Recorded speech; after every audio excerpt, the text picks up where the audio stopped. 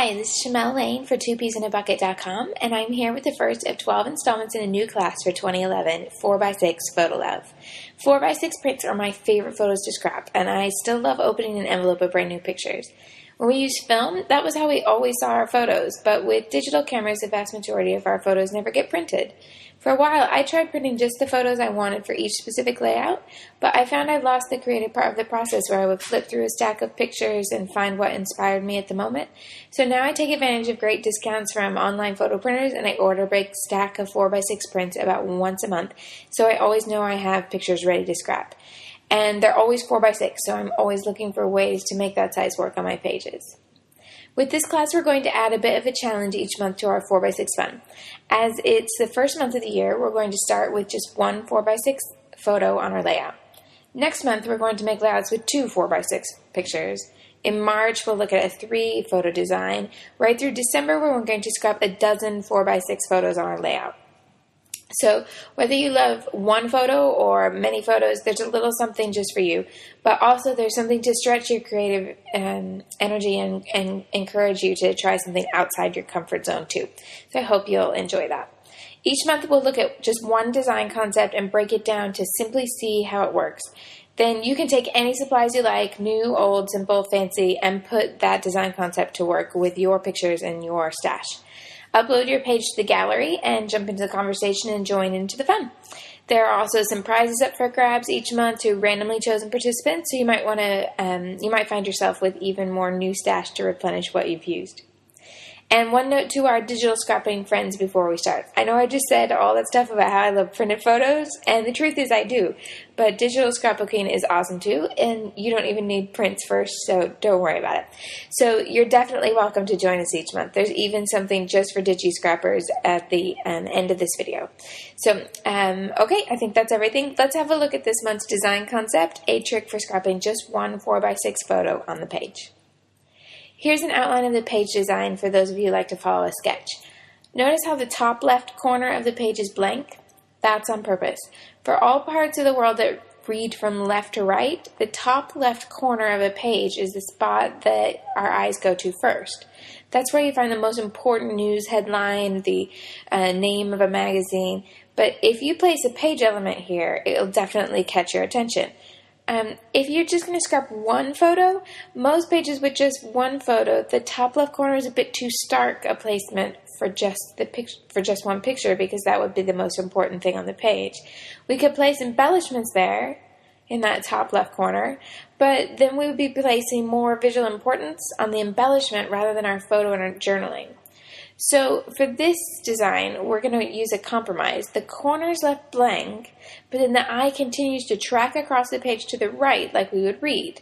And the next thing it will find is the journaling in the photo, which is perfect for drawing our attention to the important stuff on the page. Of course, we want to include some embellishment too, but we don't want to let it take the focus away from those important elements. So the embellishments are going to form a loose line that goes in the opposite direction from the top right corner to the bottom left corner, and the photo will be right on top of that line.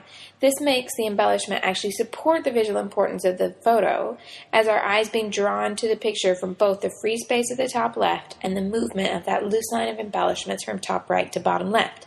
And there's also room for our words, so we can make sure that we get the important stuff written down. Here's a quick look at how I constructed pages with this design concept.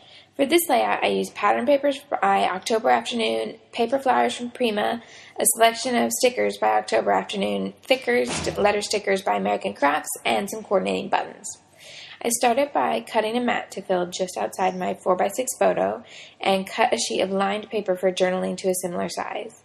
These two elements will go straight in the middle of the page with the photo on the top layer, and both elements are roughly straight to contrast with the loose line of embellishments we'll add in a bit.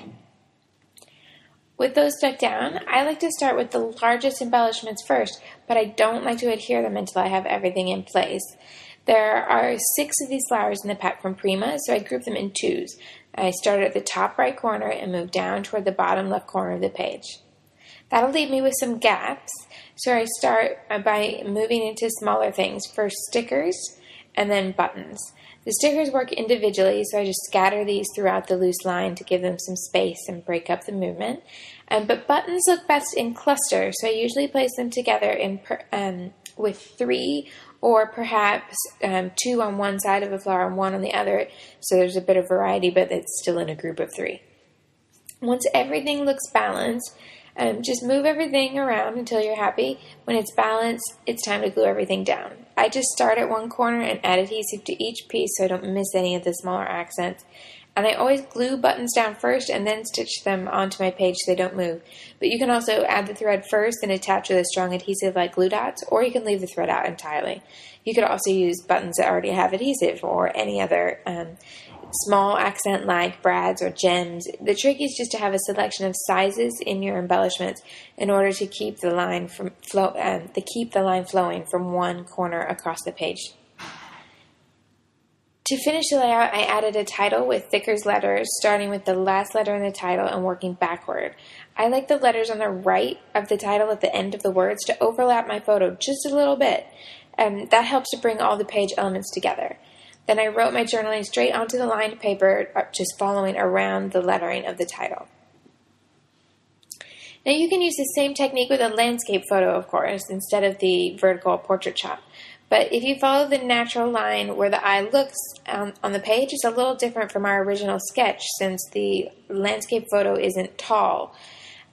So in order to balance that, you can introduce groups of matching embellishments in 3s and place them, instead of close together, place them in a triangle around the page that surrounds the photo. For this page, I used a variety of stickers, all from one sheet by Sassafras, to form a loose line of embellishments, but then made 3 elements the same by layering a small punch doily with a pearl button and place them into the loose line, so they're in a large triangle with the photo in the middle. Then I repeated that same triangle effect with 3 vellum butterflies and some pearl brads.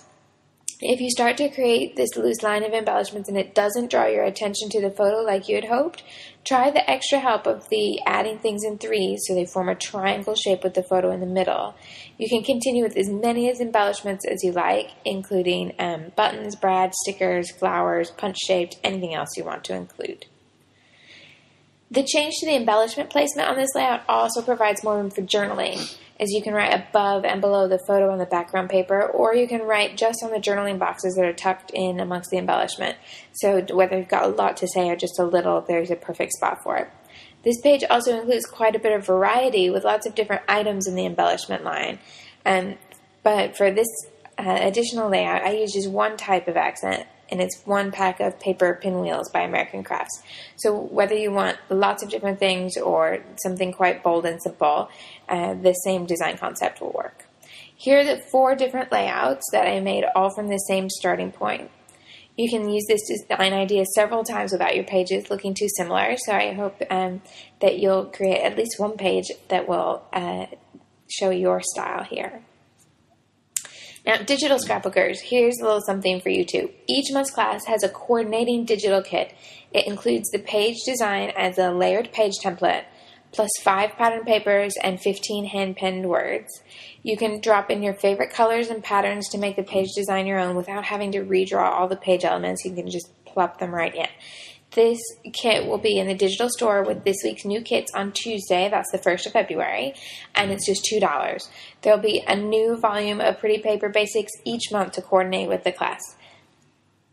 Now, every month also includes discussion on the education board at 2Ps and the chance to win something by uploading your project to the gallery. I hope you'll join in the fun all year long and get some 4x6 photos out of a file box and into your albums. If you found us via this video, please see 2psinabucket.com for more information, including a PDF download and a list of products featured on these pages. You can follow the link below if you're on YouTube, or click over to YouTube to get to that link if you're on a web page elsewhere. Thank you for joining me and sharing some photo love 4x6 style. I'll see you next month.